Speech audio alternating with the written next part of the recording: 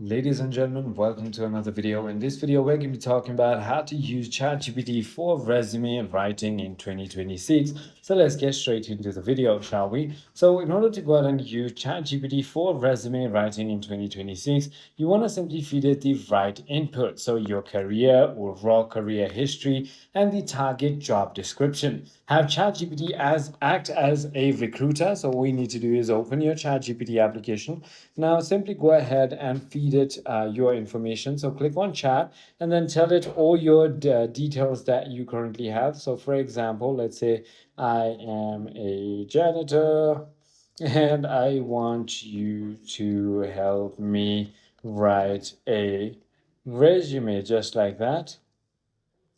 Once you simply go ahead and do so, it is going to simply go ahead and give you a complete detailed resume, just like that. So it is as simple as that. I hope this video clarifies everything for you.